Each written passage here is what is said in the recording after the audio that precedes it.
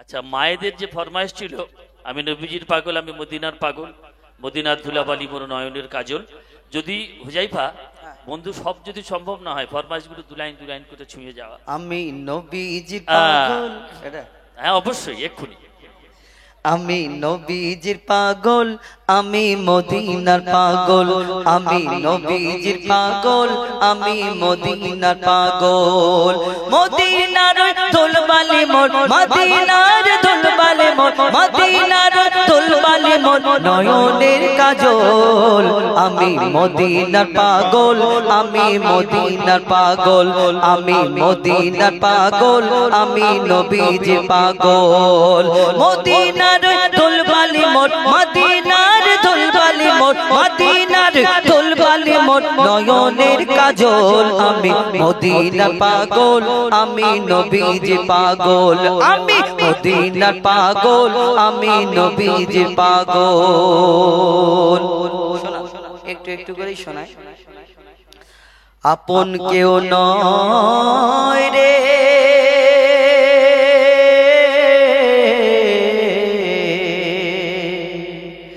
আপন কেউ নয় রে, আপন কেউ নয় রে। ইনশাআল্লাহ এটা খাতাটা একটু খোঁজাখুঁজির ব্যাপার আছে, ওইটা ওই খুঁজে খাঁজে বার করতে হবে, কেন ওইটা অনেক অন্যরকম ব্যাপার তো। আর একটা লাইন তো হবে তো, ফাইন হ্যাঁ নাকি বলো? হ্যাঁ, আমি বিম্বা সমান মাইন, আমি ধৈর্যটি, আমি এলোকেশে ঝড় অকাল বৈশাখী। হোক না? হ্যাঁ, মনে পড়ে আলী সাহেবদের বাগানে সেই নারকুল চুরি করে আনিনি, মাটিতে পড়েছিল, কেউ দেখতে পায়নি। নারকুল বড়ার সেই স্বাদ আমার মুখে এখনো লেগে আছে। আলী সাহেবের ভাই মিজান আমাকে খুব আদর করত। বাবা দেখতে পেয়ে চালাকার দিয়ে আমাকে একদিন ভীষণ পিটিয়েছিল।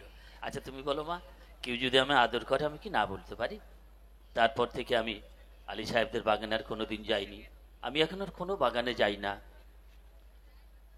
আমার সেই পিঠে বাবার মারের দাগটা এখনো লেগে আছে। সেই দাগটাতে হাত বোলাতে বোলাতে বাবার কথা খুব মনে করে, খুব মনে পড়ে। আমি একটু কষ্ট করিনি মা, একটু রাগ করিনি, রাখলে মানুষের বড় কষ্ট হয়। আমার আবুল কালাম, হুজাইফা, আজহারউদ্দিন, ইমরান, সাবা করিম, নাজমুল, ওরা কিন্তু একটু নেই ফাঁকি। আপনার থাকলে এখন অনেকখানি বাকি। ঠিক আছে, কথা একদম ওদের সঙ্গে পাকাপাকি। দেখি এবার এটা কি হয়। আর এই বাবার মায়েরটা পুরো হবে। হ্যাঁ হ্যাঁ ওটা পুরো, হ্যাঁ কমিটিটা পুরো হবে, কমিটিটা এটা। আর এই 50-এর বদলে এটা তো বলতেই হবে পুরো, না হলে তো গন্ডগোল হয়ে যাবে, বুঝতে পারবে না লোক। এই গজলটা হলো 5 ওয়াক্ত নামাজ যে আমরা পড়ি 5টার সময়, ফজরের সময় 2 রাকাত, জোহরের সময় 4 রাকাত, এবং আসরের সময় 4 রাকাত, এবং মাগরিবের সময় আবার 3 রাকাত, আবার ঈশার সময় 4 রাকাত। এই যে পাঁচটার সময় আমরা যে নামাজ পড়ি, আমরা এই কথাটা সবাই জানি। আল্লাহ পাক রব্বুল আমার দয়ার নবী মায়ের নবী মিরাজে গেলেন, আর তাকে এই নামাজ তোহফা স্বরূপ উম্মতের জন্য দিয়েছিলেন। সর্বপ্রথম কত ওয়াক্ত দিয়েছিল? সর্বপ্রথম 50 ওয়াক্তের নামাজ দিয়েছিল আল্লাহ। আবার দয়ার নবী আসলেন, অন্যান্য নবীগণ বললেন, ইয়া রাসূলুল্লাহ, ইয়া হাবিবাল্লাহ, আপনার উম্মত পারবে না। আমার দয়ার নবী আল্লাহ পাকের কাছে গিয়ে 5 ওয়াক্ত কমালেন, 45 হলো। আবার আসলেন, আবার বললেন এটা পারবে না। আবার আমার দয়ার নবী সেখানে গেলেন, টোটাল 9 বার যাওয়া আসা করলেন। আমার দয়ার নবী একবার যায় 5 ওয়াক্ত কমে, আবার যায়, আবার 5 ওয়াক্ত কমে, এই করে করে 5 ওয়াক্ত এসে আবার বললেন, ইয়া রাসূলুল্লাহ, ইয়া হাবিবাল্লাহ, 5 ওয়াক্ত পারবেন না। তখন আমার দয়ার নবী আর যাননি। কেন? এই 5 ওয়াক্ত এসে কেন দাঁড়ালো? বেশ তো 50 ওয়াক্ত থেকে 5 করে যখন কমলো 35, 30 বা এই 45 বা 15, 20 এইরকম তো হলো। কিন্তু ওই 15ই দাঁড়াতে পারতো, 10 হতে পারতো, 10 ওয়াক্ত হতে পারতো, 15 হতে পারতো, 20 হতে পারতো, কিন্তু 5 ওয়াক্ত কেন হলো? আবার 5টা ওয়াক্ত হলো, কিন্তু 5টার সময় কেন হলো? ভোরের বেলা একটা, দুপুর বেলা একটা, ওই বিকাল বেলায় একটা, আবার মাগরিবের সময় একটা, আবার ঈশা রাত্রিরে একটা। কেন হলো 5টার সময়? এবং সব যদি ওই 5টার সময় হলো, আবার জোড় সব যদি জোড় হয় 2, 4, 4, আবার মাগরিবের নামাজ 3 রাকাত বিজোড় কেন হলো? কেন হলো?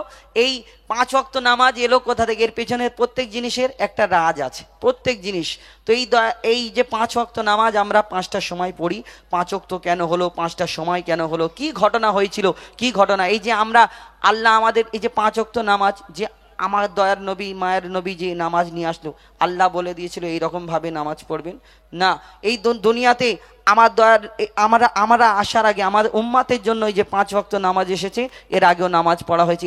এই সময় এই 5টা ওয়াক্ত কি হয়েছিল, কি ঘটনা, এই 5 ওয়াক্তের নামাজ কি করে হলো, কবি ছন্দের মাধ্যমে লিখছে। দেখুন, 50-এর বদল 5 তো দিল আল্লাহ দয়াময়, ওগো আল্লাহ দয়াময়, পেয়ে তোফা মুস্তাফা মোর মহা খুশি হয়, পেয়ে তোফা মুস্তাফা মোর মহা খুশি হয়। ওই ফজর জোহর আসর মাগরিব এশা কেন হয় বলো, এশা কেন হয়, কখনো 2 কখনো 3 4 রাকাত কেন হয়। 50-এর বদল 5 তো দিল আল্লাহ দয়াময়, ওগো আল্লাহ দয়াময়, পেয়ে তোফা মুস্তাফা মোর মহা খুশি হয়, পেয়ে তোফা মুস্তাফা মোর মহা খুশি হয়। ভোরের বেলায় ফজরের নামাজ 2 রাকাত কেন হলো?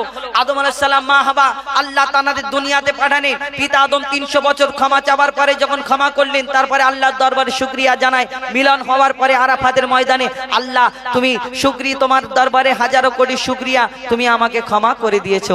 আল্লাহ বলল ওইভাবে শুকরিয়া আদায় করলে হবে না।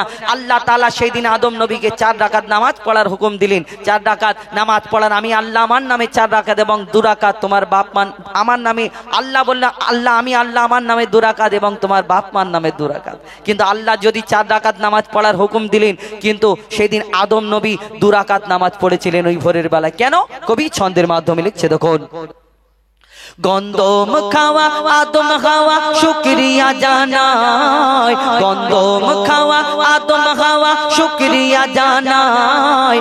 আল্লাহ বলে মিললে যে 4 রাকাত পড়তে হয়, আল্লাহ বলে মিললে যে 4 রাকাত পড়তে হয়, আল্লাহ বলে মিললে যে 4 রাকাত পড়তে হয়। খোদার নামে 2 রাকাত আর 2 রাকাত বাপ মার, খোদার নামে 2 রাকাত 2 রাকাত বাপ মার, আর 2 রাকাত নামাজ পড়ে। খোদার নামে 2 রাকাত পড়ো, 2 রাকাত বাপ মার, খোদার নামে 2 রাকাত পড়ো, বাপ মার নামে 2 রাকাত, আর 2 রাকাত নামাজ পড়ে আদম যে চুপচাপ, 2 রাকাত নামাজ পড়ে আদম যে চুপচাপ, 2 রাকাত নামাজ পড়ে আদম যে চুপচাপ। কেন?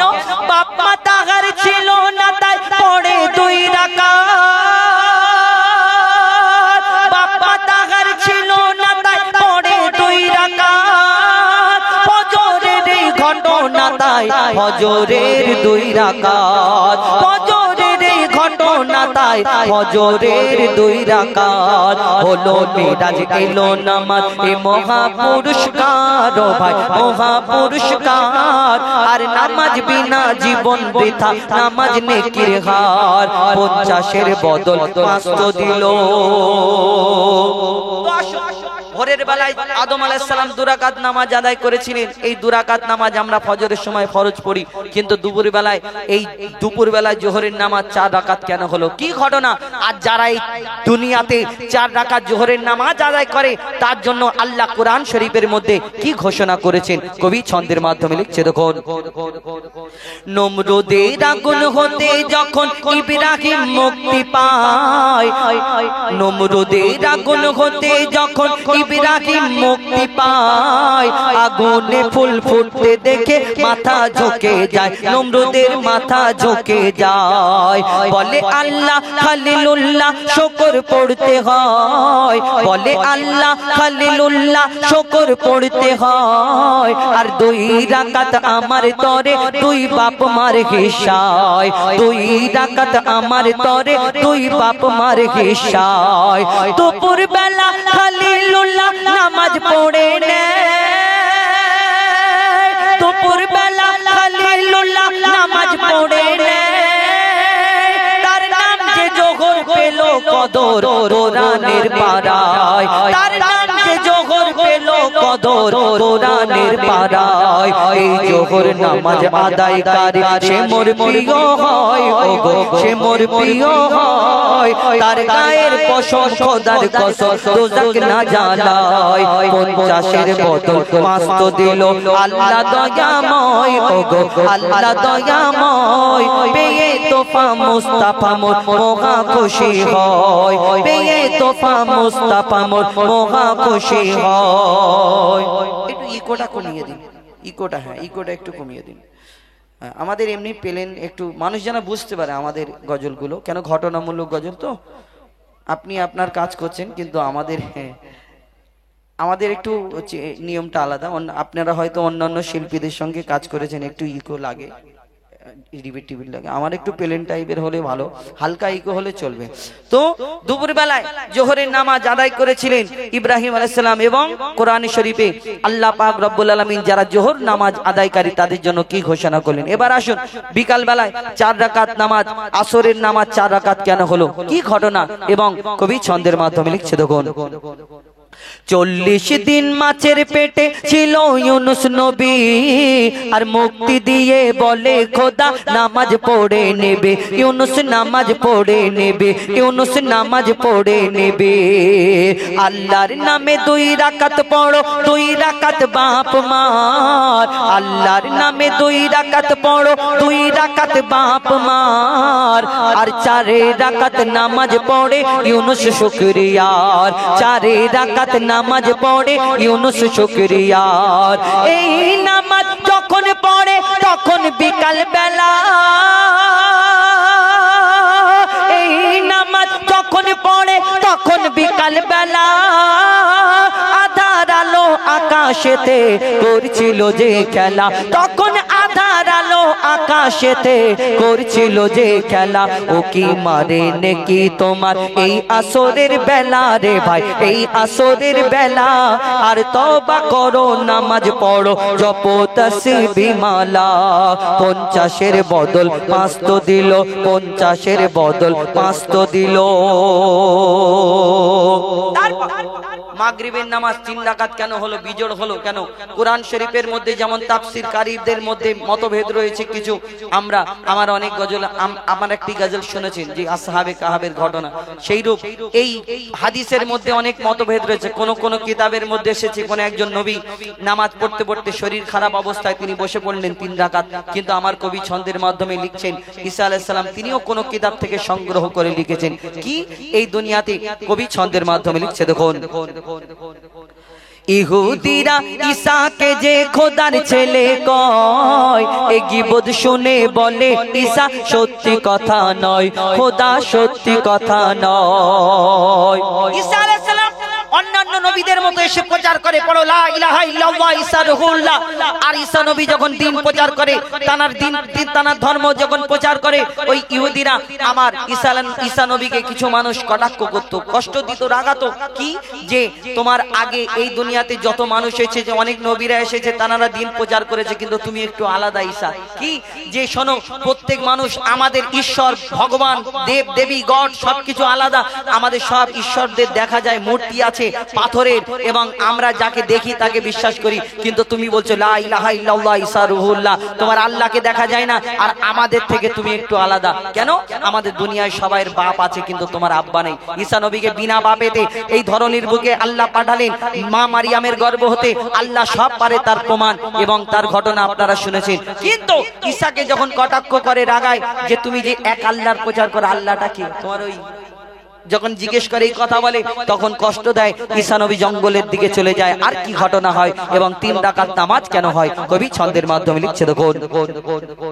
ইহুদিরা ঈসাকে যে খোদার ছেলে কয়, ইহুদিরা ঈসাকে যে খোদার ছেলে কয়, এ কথা শুনে এ গীবত শুনে বলে ঈসা সত্যি কথা নয়, খোদা সত্যি কথা নয়। সে মনের দুঃখে বনে গিয়ে কাঁদা কাদা কাটা করে, মনের দুঃখে বনে গিয়ে কাদা কাটা করে। আর 4 রাকাতের বদলে ঈসা 3 রাকাত নামাজ পড়ে, 4 রাকাতের বদলে ঈসা 3 রাকাত নামাজ পড়ে। কেন? খোদার নামে 2 রাকাত আর 1 রাকাতার মা,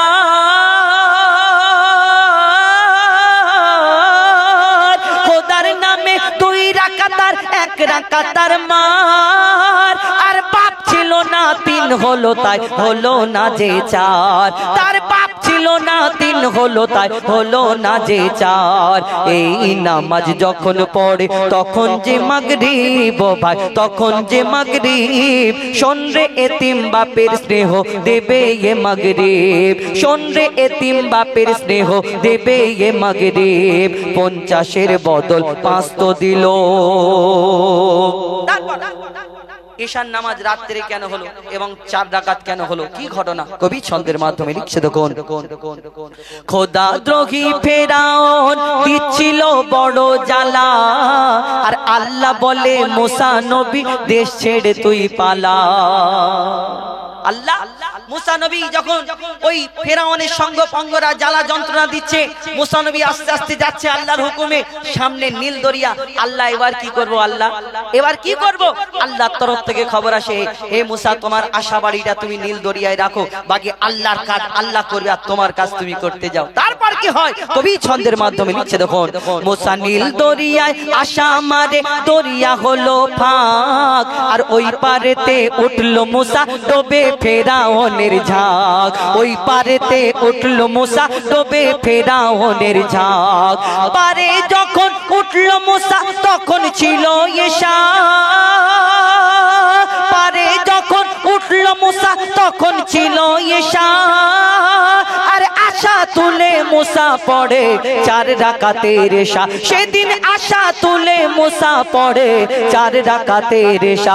এই ঈশার নামাজ এত মহৎ, এত ফাজিলাত ভাই, এত ফাজিলাত। আর 4 রাকাত পড়লে হয় সারা রাতের ইবাদত, 4 রাকাত পড়লে হয় সারা রাতের ইবাদত। 50-এর বদল 5 তো দিল আল্লাহ দয়াময়, ওগো আল্লাহ দয়াময়। পেয়ে তোফা মুস্তাফা মোর মহা খুশি হয়, পেয়ে তোফা মুস্তাফা মোর মহা খুশি হয়, পেয়ে তোফা মুস্তাফা মোর মহা খুশি হয়। মুক্তি দাতা সবার খোদা যারে বন্ধু করে দিল যে উপহার। আল আমিন নবী আমার মুক্তি দাতা সবার খোদা যারে বন্ধু করে দিল যে উপহার। আল আমিন নবী আমার দেখো যে জগৎবাসী, দেখো দেখো রবি শশী, দয়া মায়ার সাগর এলো সবার মুখে ফোটায় হাসি। দেখো দেখো জগৎবাসী, দেখো চেয়ে রবি শশী, দয়া মায়ার সাগর এলো সবার মুখে ফোটায় হাসি। এলো নেমে ফারিস্তারা, দেখে হলো আত্মহারা। হয়নি এমন হবে না আর মোহাম্মদ নাম জাহার। আল আমিন নবী আমার মুক্তি দাতা সবার খোদা যারে বন্ধু করে দিল যে উপহার। আল আমিন নবী আমার। এবার তবু আমি প্রশ্ন করবো, উত্তর দেবে, কিন্তু একদম মানে খেলাপ কিছু না, উল্টো পাল্টা কিছু বলবো না। তবে এই গজলে কিছু হাসি খুশির কথা আছে, কিন্তু শেষ পর্যন্ত উদ্দেশ্য শুনতে হবে। খারাপ মিডিল পর্যন্ত শুনে ভাবলে যে কি হচ্ছে এটা বললে হবে না, শেষ পর্যন্ত শুনতে হবে। ওই কারণে আমরা পারমিশন নিয়ে গাই। আজকেও গাইবো নাকি, অসুবিধা নেই তো নাকি? হ্যাঁ গাই, হ্যাঁ ঠিক আছে। আচ্ছা বলো। গাইবার আগে তোমাকে আমি একটা প্রশ্ন করি, বলো। মায়ের সম্মান বেশি না বাপের সম্মান বেশি? বাবার সম্মান বেশি না মায়ের সম্মান? শোনো, বলো। আজকের বেশি কথা বলে লাভ নেই, আমাদের নাজিদদা আছে, ঠিক আছে? শোনো, আমি তোমাকে বলছি, মাকে আল্লাহ অনেক সম্মান, অনেক মর্যাদা, অনেক ইজ্জত দিয়েছে, ঠিক আছে? আমি সব জায়গায় শুনেছি, কিন্তু আমার একটা সাদা মনে কাদা নেই, একটা মাথায় সবসময় প্রশ্ন জাগে। মা যদি সব দিক থেকে বড় হয়, মায়ের সম্মান সব দিক থেকে যদি বড় হয়, মা যদি বড় হয় সব চারিদিক থেকে, তাহলে আব্বা মায়ের থেকে লম্বায় কেন বড় হয়? আচ্ছা আচ্ছা, আরেকটা কথা বলি, মা যদি সব দিক থেকে বড় হয়, আব্বা মায়ের থেকে বয়সে কেন বড় হয়? আব্বা মায়ের থেকে লম্বায় কেন বড় হয়? হ্যাঁ। আব্বা মায়ের থেকে বয়সে কেন বড় হয়? কেন কম বয়সের ছেলেরা একটু বেশি বয়সের মেয়েদের বিয়ে করে না? ওরকম হয় না, হয় না? আবার হয় না বলা যাবে না। যদি ধরো, আমি কার কথা বলবো? তোমার করিম বলো। আমি তোমার কথা বলি। আচ্ছা বলো। তোমার যদি একটা 30 বছর, আমি রুল ভাই কই গেল? রুল ভাই, যে রুহুল ভাই, আমি একটা উদাহরণ দিচ্ছি, জানি না বিয়ে হয়েছে কিনা।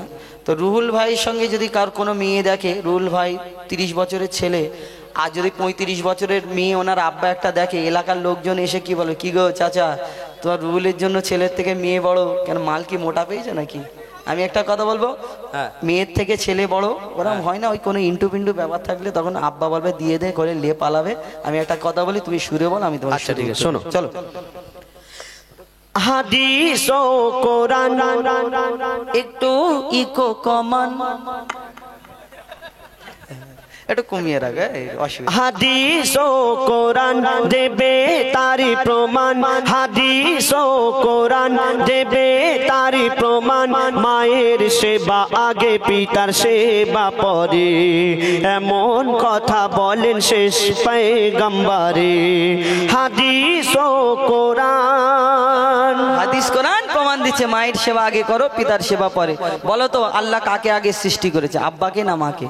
আল্লাহ আগে পিতা আদমকে সৃষ্টি কে করেছে। আগে এলো, আব্বা আগে না মা আগে? বাপ আগে কে এসেছে। বড় হলো? আব্বা বাপ বয়সে বড়, তাহলে সব দিক কিন্তু মা সম্মানে বড়। এমনি মানবে না। শোনো, বলো। তোমারি বাবা হলো জিন্দা কাবা, তোমারি বাবা হলো জিন্দা কাবা, আর প্রথম খোদা গড়লো সবার পিতা আদম, তারপরে মা হাওয়াকে করিল সৃজন। তোমারি বাবা। আচ্ছা হুজাইফা, তুমি বলছো পিতা আদমকে আল্লাহ পাক সর্বপ্রথম সৃষ্টি করেছে, তাই বাপের সম্মান বেশি বা বাপ বড়। কিন্তু বলো তো, মা জননী 10 মাস 10 দিন গর্ভে ধরে আমাদের কত কষ্ট করে জন্ম দিয়েছেন। এই কষ্টটা আল্লাহ পাক যদি মাকে না দিয়ে আব্বাকে দিত, কেমন হতো বলো তো? মাকে না দিয়ে উল্টো পাল্টা বলে, মাকে না দিয়ে। শোনো, মার কাজ মা পারবে, বাপের কাজ বাপ পারবে। মায়েদের বলো রান্না বাড়া করবে, বাচ্চা কাচ্চা সামলাবে। তুমি যদি মায়েদের বলো যাও ক্যানিং এ গিয়ে টোটো চালাও, পারবে? পারবে না। তুমি মায়েদের বলো গাছে ওঠো, পারবে? পারবে না। তুমি মায়েদের কাজ যেটা সেটা, আমি যদি দাদাকে বলি দাদা একটু ইকো বাড়িয়ে দাও, বাড়িয়ে দেবে। কমিয়ে দাও, এমনি সব মিছে মিছে বলছি, একটু কমিয়ে দাও, কমিয়ে দেবে। বেশ বাড়িয়ে দাও, বাড়িয়ে দেবে। কিন্তু তোমার মায়েদের বলো মাগো একটু বেশ বাড়িয়ে দাও, এমন বেশ বাড়াবে অনুষ্ঠানে পুরো বেশ শেষ হয়ে। অর্থাৎ মার কাজ মা পারবে, বাপের কাজ বাপ পারবে। তুমি বলো। মায়ের কাজ মা পারবে, বাপের কাজ বাপ পারবে। হ্যাঁ। আমি বলছি শুনে রাখো, বাপের কাজ মা পারবে কিন্তু মায়ের কাজ বাপ পারবে না। কেন? এখন যদি আমার মায়েদের বলি মাগো একটু বেশ বাড়িয়ে দাও, ওনারা জানে না তাই পারবে না। কিন্তু আমার মায়েদের যদি প্র্যাকটিস করানো যায়, আজ না হয় 1 মাস 2 মাস 3 মাস পরে কোনটা বেস, কোনটা ট্রিবল, কোনটা ইকো কি আছে বাড়িয়ে দেবে। মেয়েরা চাঁদে চলে যাচ্ছে, সামান্য ইকো বাড়াতে পারবে না। কিন্তু দাদাকে যদি বলি দাদা তুমি একটা সন্তান জন্ম দাও তো, উল্টো বলে সন্তান, এমনি লজ্জা করতে পেরে। শোনো শোনো, কত যাতনা সহিল গর্ভে তোমার ধরে, রক্ত মাংস খেয়ে বাঁচলি মায়েরই উদরে।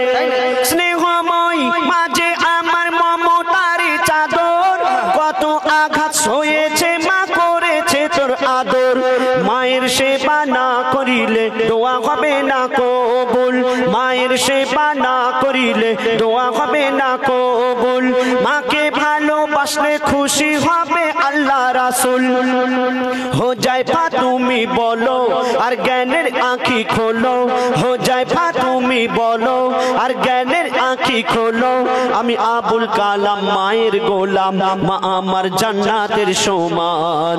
আমার মায়ের দোয়া থাকলে সাথে ছোঁবে না জাহান্নাম। মায়ের দোয়া সাথে থাকলে জাহান্নাম ছবে না। মা খাইয়েছে, মা পরিয়েছে, মা 10 মাস 10 দিন গর্ভে ধরেছে, মা রক্ত মাংস খাইয়েছে, মা লালন পালন করেছে, মা পেশাব পায়খানা পরিষ্কার করেছে, মা জন্ম দিয়েছে, মা সব কিছু করেছে। অবশ্যই। আচ্ছা বলো, মা যে খাইয়ে পরিয়ে তোমাকে এত বড় করে তুললে, হ্যাঁ। তুমি যে এত মোটা সোটা হলে, হ্যাঁ, তুমি যা নজর দিচ্ছ না শোনো, রোগা হয়ে যাচ্ছে। তোমার মা যে খাইয়ে পরিয়ে এত বড় করে তুললো, হ্যাঁ। তোমার বাপ যদি বাজার হাট না করে দিত থলি ভর্তি করে, তো তোমার মা কি পানি খাইয়ে মানুষ করেছে? কেন, বাপ যদি বাজার না করে দেয় খাওয়া হবে না? কি করে খাওয়া হবে? তুমি এখান থেকে বকুল তলায় যাও, ঝোড়োর মোড়ে যাও, কত হোটেল আছে, হোটেল থেকে কিনে এনে খাবো। হোটেলে গিয়ে বলো আমার মা পাঠিয়েছে, গো দাও দিয়ে দাও। কেন আমি ফ্রি খেতে যাবো কেন? তাহলে আমার মায়েদের কাছে টাকা নেই? টাকা তাহলে তোমার আব্বার কাছে চুরি করে? কেন চুরি করতে যাবে? এখন আমার মায়েরা লক্ষ্মীর ভান্ডারে 1000 টাকা করে পাচ্ছে। বলে 1000 টাকা কদিন চলবে? চলবে তো, যাও। আচ্ছা ওটা বাদ দাও। হ্যাঁ। শোনো, তুমি বলে একটা এতিম ছেলেকে জিজ্ঞেস করবে বাপ না থাকলে কত কষ্ট। আর একটা প্রশ্ন করি, বলো। তোমার মায়েদের কোনোদিন প্রশ্ন করবে যে বাপ যদি বিদেশে কাজে চলে যায় না, মায়ের কত কষ্ট হয় জানো? হ্যাঁ, বাপ বিদেশে কাজে চলে গেলে মায়ের কষ্ট হলে মা নানির বাড়ি চলে যাবে। নানির বাড়ি যায়, নানিরা তো বিয়ে দিয়েছে খাওয়ানো, তুমি এমনি মানবে না। আচ্ছা, শোনো, বলো। ওই যার ওসিলাই এলে ধরায় পিতা জন্মদাতা। হ্যাঁ ঠিক বলেছি? হ্যাঁ, ঠিক আছে। তো তুমি কি বিনা বাপে এসছো? না, আমি টোটো করে এসেছি। বাপ না হলে দুনিয়ায় আসতে পারবে না। ভালো করে শোনো, ওই যার ওসিলাই এলে ধরায় পিতা জন্মদাতা। আর পিতার মনে তাই কখনো দিও না গো ব্যথা। আর কেটে কেটে বাবা মাথার ঘাম পায়ে ফেলে, আর রক্ত পানি করে আহার মুখে দেয় তুলে। আর পিতা যাহার দুনিয়াতে নেই, দুনিয়া তাহার আধার। পিতা যাহার দুনিয়াতে নেই, দুনিয়া তাহার আধার। পিতা না থাকলে হাজার রকম সইতে হয় অত্যাচার। বলো বলো আবুল কালাম দুনিয়াতে বেশি কার দাম। বলো বলো আবুল কালাম দুনিয়াতে বেশি কার দাম। যার পিতা আছে তার কাছে আছে দুনিয়ার খাজানা।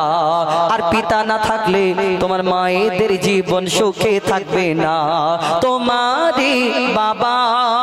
তুমি বলছো যে একটা সন্তানকে মানুষ করতে গিয়ে বাবা অনেক পরিশ্রম করে, অনেক খাটাখাটনি করে, আর মায়েদের কাছে মায়ের স্বামী যদি না থাকে মায়েদের জীবন সুখী হয় না। তাই বাপের সম্মান বেশি, বাবা বড়। কিন্তু হোজাইফা শুনে রাখো, বাবা যতই পরিশ্রম করুক আর যাই করুক, তবুও আল্লাহ পাক মাকে বেশি সম্মান দিয়েছেন। কেন শুনবে? তুমি যে নামাজ রোজা করছো, আল্লাহ পাক তৌফিক দিলে হজেও যাবে, কুরবানির সময় কুরবানি করছো, রমজান মাসে রোজা রাখছো, কত কি ইবাদত করছো, কেন করছো বলো? কেন করছি? আল্লাহকে ভালোবেসে, নবীকে ভালোবেসে, আল্লাহকে রাজি খুশি করানোর জন্য। আর ভালো কাজ করলে জান্নাত, খারাপ কাজ করলে জাহান্নাম, এটা সবাই জানে। এছাড়া তুমি আল্লাহকে রাজি খুশি করানোর জন্য ইবাদত করছো, জাহান্নামের ভয়ে আর জান্নাতে যাওয়ার জন্য। তো তুমি যে জান্নাতে যাবে, সেই জান্নাত তোমার কোথায় আছে বলো তো? এইবারে জান্নাত কোথায় আছে কি করে বলবো? আল্লাহ আমাকে বলে দিয়েছে হোজাইফা তোমাকে এই জান্নাতে তো 8টা জান্নাত, কি করে বলবো? শোনো, সেই 8টার মধ্যে যে জান্নাতটা তুমি পাবে, সেই জান্নাত হবে তোমার মায়ের কদমের তলায়। মায়ের কদমের তলায়? হ্যাঁ, মায়ের কদমের তলায় তো কি হয়েছে? তুমি যা টান দিয়ে বলছো মায়ের কদমের। হ্যাঁ, মায়ের কদমের তলায় সন্তানের জান্নাত। আমিও বলছি মায়ের কদমের তলায় জান্নাত, তো কি হয়েছে? কি হয়েছে মানে তুমি কি বলতে চাইছো বলো দেখি? মায়ের কদমের তলায় যদি জান্নাত হয়, সেই জান্নাতের চাবি থাকবে তোমার বাপের হাতে, যাবে কোথায়?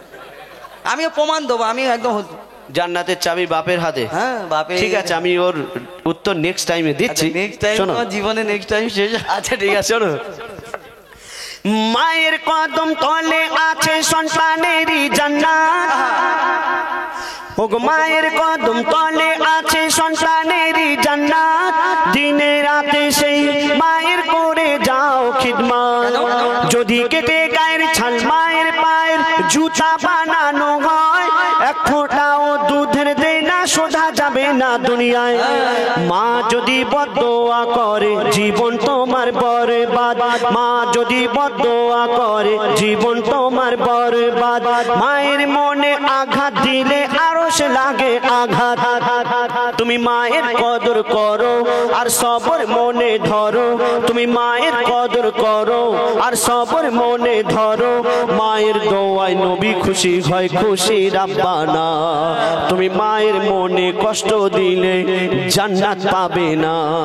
মায়ের মনে কষ্ট দিলে জান্নাত পাবে না। মা খুশি হলে আল্লাহ খুশি হয়, মা খুশি হলে নবী খুশি হয়, আর মায়ের পায়ের তলায় জান্নাত। হ্যাঁ। নাকি নাজিদা কি করবো, ছেড়ে দেবো নাকি? ধরবো ধরবো কষে? আচ্ছা কি করবো মানারা? হ্যাঁ একবার তকবির দাও না রে তকবীর। যেটা জানে হয়ে যাবে জিতে যাবে। শোনো, আমার মায়েদের জোরে তকবির দিতে নেই, হ্যাঁ সেই জন্য আমি কি হেরে যাবো ভাবছো? কি হবে তোমার? আমার মায়েরা টাকার মালা করে পাঠাবে সে আমাকে। দেখা যায় তো কোথায় জায়গায় পাঠাই। শোনো, তুমি বলে মায়ের পায়ের তলায় জান্নাত, হ্যাঁ। আর মায়ের তালে দাম বেশি নাকি? দাদা এই তো বললো তো, তাহলে আমি উত্তর দিই ভালো বলো, করে। বলো। শোনো, আচ্ছা বলো। ওই পিতা আদমের পাঁজর হতে মা হাওয়াকে বানায়।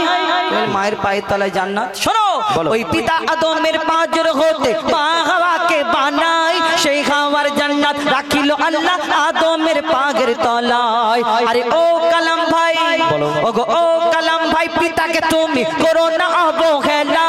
আরে ও কালাম ভাই, পিতাকে তুমি করো না অবহেলা। আর তোমার মায়ের জান্নাত তোমার বাপের পাগের তলা। কি হইলে? কি হইলে? আমার মায়ের জান্নাত আমার বাপের পায়ের তলা। আর কিছু বলবো? বলো। শোনো, আরে ও কালাম ভাই, পিতাকে তুমি করো না অবহেলা। আর তোমার মায়ের জান্নাত তোমার বাপের পাগের তলা। আর বাপের কি মর্যাদা তুমি বুঝবে কেমন করে? বাপের কি মর্যাদা তুমি বুঝবে কেমন করে? বাপ কি জিনিস জিজ্ঞেস করো এতিম ছেলেকে ধরে। যারা আজকে পিতা হারা তারা দুনিয়ায় বেসাহারা। তাই পিতার মনে তুমি কোনোদিন দুঃখ দিও না। আর শুনবে, মোর নবী মুহাম্মদ বিশ্ব পিতা ভেবে দেখো না তোমারই বাবা। আচ্ছা হোজাইফা, তুমি যে বললে আমার মায়ের জান্নাত আমার বাপের পায়ের তলা, বাপের পায়ের তলা, তো আমার বাপের জান্নাত কোথায় হবে? বাপের জান্নাত কোথায় হবে? বাপের জান্নাত মানে দাদির পায়ের তলায়, মানে তার মা দাদি। দাদি, হ্যাঁ তো দাদিটা কি ছেলে না মেয়ে? দাদিটা, হ্যাঁ দাদিটা তাও তো ঠিক, দাদিটা তো মেয়ে রে। কি হাসছে রে দাদির, কি হাসছে দেখো। শোনো, দাদিটা যদি মেয়ে হয়, হ্যাঁ। আস্তে করে বলি, দাদিটা যদি মেয়ে হয় আর দাদির সঙ্গে দাদার বিয়ে না হলে দাদি হতো কোথা থেকে? নাকি তাও ঠিক বলে দিলে। দাদার সঙ্গে যদি দাদির বিয়ে না হতো, দাদি হতো অন্যজনের ঘরে মেয়ে হয়ে পড়ে থাকতো। আর সেই দাদার কোথায় যাবে? ও কথা বলি, সেই তুমি সেই পিতা আদম মা তুমি হাওয়া বলো না, শেষ করো না। ওরকম করলে তুমি বলবে তার মা, আমি হ্যাঁ। বলবো তার বাপ, তার মা, তার বাপ, তার মা, তার বাপ, তার মা, তার বাপ, তার মা, তার বাপ, তার মা, তার বাপ, তার মা, মানে পিড়ির পিড়ি যাচ্ছে। তার বলো, বাপ, শেষ তার করো মা, না, তার তিনটে বাপ করে করে দাও। সেই সাথে মা হাওয়া। মা হওয়া, তারপরে মা হওয়ার পরে পিতা আদম, হ্যাঁ তারপরে পিতা আদমের পরে হয়ে গেছে। কিরম হয় না? শোনো, তোমার হাঁড়ি কপ্পু শেষ।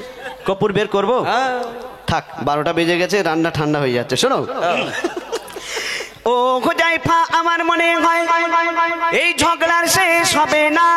কেন? বাপ মা ছাড়া কোনো সন্তান দুনিয়াতে আসে না। লাইনে এসো, আব্বা মা দুজনকে লাগবে, শুধু মা মা করলে হবে না। শোনো, আরে ও কালাম ভাই, এবার তুমি সোজা রাস্তায় এসো। আরে ও কালাম ভাই, এবার তুমি সোজা রাস্তায় এসো। তোমার হাঁড়িতে কুপন নেই তাই ফাঁকা চেয়ারে বসো। আরে ও কালাম ভাই, এবার তুমি সোজা রাস্তায় এসো। আর ঝগড়া ঝাঁটি শেষ করে শেষের দিকে এসো। পিতা মাতার সেবা করো ও গো মুসলমান। পিতা মাতার সেবা করো ও গো মুসলমান। পিতা মাতার সেবা করো হোজাইফা ও কালাম। বলে এমে খান্নান কদর করো দুজনারই সমান। হাদিস ও কোরআন তোমারি বাবা দেবে তারে প্রমাণ। লো জিন্দা কাবা। মায়ের সেবা আগে, পিতার সেবা পরে। প্রথম খোদা গড়লো সবার পিতা আদম। এমন কথা বলেন শেষ পয়গম্বরে। তারপরে মা হাওয়াকে করিল সিজন। হাদিস ও কোরআন তোমারি বাবা। কেমন দিলাম কালাম দাদা? খুব ভালো হয়েছে। যাই হোক, আর দুটো কথা বলিনি, অনেকক্ষণ সময় নিলাম। এই গজলের উদ্দেশ্য তার মানে আমাদের নাজিরদা আরও ভালো করে ভেঙে বলে দেবে, আমি বলে দিই। এই গজলের উদ্দেশ্য খারাপ কিছু নয়। ও বললো মায়ের সম্মান বেশি, মাকে আল্লাহ অনেক সম্মান দিয়েছে, মা কি কি করে। আমাদের উদ্দেশ্য কিন্তু খারাপ কিছু নয়, যে মানুষকে শুধু হাসানোর জন্য, এরকম কি ব্যাপার নয়। আমরা তুলে ধরলাম হাসির ছলে কিছু শিক্ষামূলক যদি কথা আপনাদের সম্মুখে তুলে ধরতে পারি। আমরা বলি মাকে আল্লাহ, দেখবেন জুম্মার দিন মসজিদে খুতবা হয়, জলসাতে মায়ের কথা বলা হয়, মায়ের পায়ের তলায় জান্নাত, মাকে খুশি করলে আল্লাহ খুশি হয়, নবী খুশি হয়। কিন্তু বাপের কথা স্পেশাল করে, খাস করে আমরা খুব কম আমরা শুনে থাকি। মায়ের সঙ্গে বাপকে জুড়ে দেওয়া হয়, মা বাপকে খিদমত করো। কিন্তু এই দুনিয়াতে মাকে আল্লাহ অনেক সম্মান দিয়েছে, মাকে আমরা খিদমত করি, এটা একদম ঠিক। কিন্তু মায়ের সঙ্গে আব্বাকেও আমাদের সম্মান করতে হবে, খিদমত করতে হবে। বাপকে আমরা সেইভাবে আমরা অনেকজন গ্রাহ্য করি না। কেন? ওই বাপ ছোটবেলায় মারধর করে, বকাবকি বেশি করে, ওই কারণে। কিন্তু যার বাপ নেই তাকে জিজ্ঞেস করবেন, বাপ হলো মাথার ছাদের মতো। মা যদি একটা সন্তান চুরি করে এসে দাঁড়িয়ে থাকে, মা বুকে জড়িয়ে ধরে, নরম মন বুকে জড়িয়ে ধরে বলে আমার ছেলে কিছু করিনি। কিন্তু বাপ হয়তো একটু রাগারাগি মারধর করে, ওই বাপ দেখবেন মা কাঁকে করে নিয়ে সব জায়গায় দেখায় যে দেখ দেখ দেখ দেখ দেখ। কিন্তু মা চাই যে আমি যতদূর দেখতে পাবো আমার সন্তান ততদূর দেখতে পাবে। কিন্তু বাপ এই কাঁধে করে নিয়ে ঘরে যাতে আমার থেকে উপরে দেখা হয়। দেখবেন এই ঈদের সময় অনেক বাপ গরিব মানুষ ধার দেনা করে বাচ্চা কাচ্চাদের কাপড় চোপড় কিনে ওই খুব খুশি থাকে, কিন্তু নিজের কাপড়টা কেনে না নামাজ পড়ার জন্য। কিন্তু যখন বাড়ির বউ বা অন্য কেউ যদি বলে হ্যাঁ তোমার জন্য একটা পাঞ্জাবি কেন না নামাজ পড়ার জন্য, হাসি মুখে বলে আমার সন্তানদের যদি ওরা হয়েছে ওদের খুশি, এটাই আমি খুশি, আমার ওই আগের বছরেরটা আছে ইস্ত্রি করে দিয়ে ওইটা পাঞ্জাবি নামাজ পড়ে নেবো। এটাই হলো বাপ। আমি যখন কষ্ট পাবো, তুমি যখন কষ্ট পাবে, আমার সন্তান না আমাদের কষ্ট দেবে। যখন মনে করবা হ্যাঁ আমার আব্বাকে আমার থেকেও বেশি আমি কষ্ট দিয়েছি, এর থেকে ছোট বড় কথা বলেছি, আমার ছেলে যেরকম আমাকে বলছে, সেই দিন হবেই হয়তো চিন্তা করবে আমার আব্বা বেঁচে থাকলে পাটা জড়িয়ে ধরে কাঁদতাম।